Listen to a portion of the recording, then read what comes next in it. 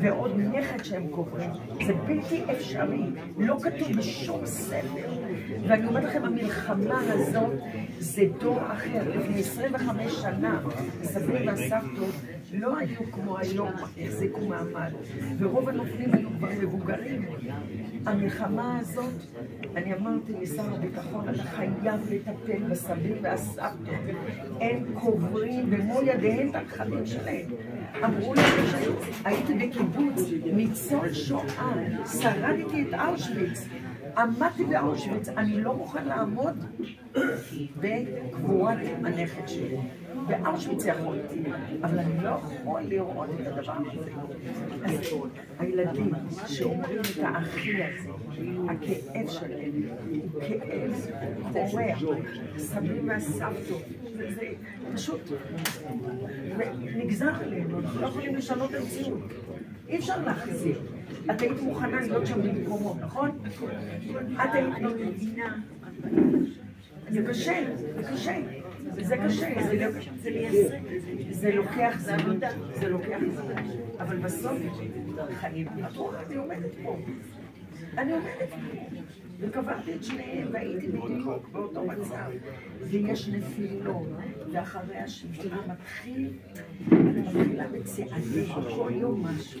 אבל את מתקדמת, כל יום את האמנת שאת תשתית, אתה כבר שתית, אכל, קברת לחם,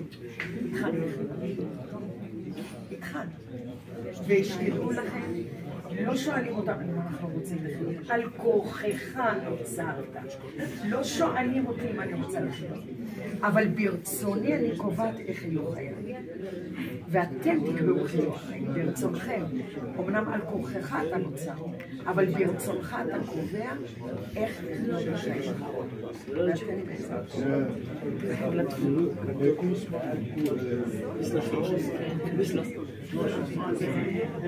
כל פעם אני נקראת מחדש. כל פעם. אתה צריך כל פעם. כשיש יום הזיכרון, אני צריכה להחליט מילה. מטריד. אבל אני כבר עומדת.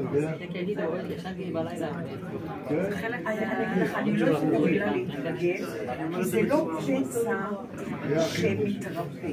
זה לא פצע שמתרפא. זה לא שיש משחה שמורידה את הכאב.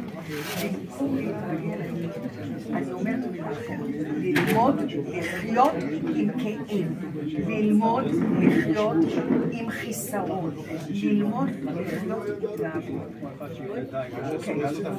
לא, אבל אתה לומד לחיות, ובהתחלה הכאב הוא נורא, אחר כך הכאב נעשה יותר פנימי, אישי, יותר עמוק, אתם מבינים? אבל לומדים לחיות איתו. אם לפני כן היה רק חיים והכל, עכשיו יש חיים, אבל איתם מלווה הכאב, ולומדים לתת לכאב מקום של כבוד. ומסתבר שאפשר לחיות. מסתבר שאפשר. יש את העמוד החדש, שים הכאב, במחסום.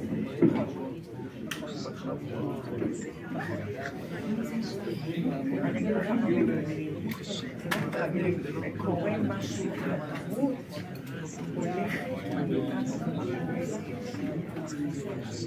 זה כמו אדם שלא ראית אותו שנים, אבל אני יכולה להגיד לך שבשבת הראשונה, בשנייה, בשלישית, הייתי עומדת ליד הדלת, כי היה זמר אחד, חיים משה לדעתי, היה לו שיר שתצא לעוד שבת, אם את תחכה לך בפתח, אז אני הייתי מחכה בפתח. אבל הילד לא בא, ולהדליק נר נשמה זה לא ללמוד. להדליק נר נשמה לילד שלך. כל פעם, אבל כל פעם, ואתה לומד לחיות את הרוח. זה אני חושבת לכם, שהרוח הזה, יש פה הרבה אנשים. אני לא בטח שאת תבואי לפה. אני נהדרת. אני לפחות גאה שהצטלמנו ככה בקורס קצינים. ראית איזה חתיכות. איזה כיף.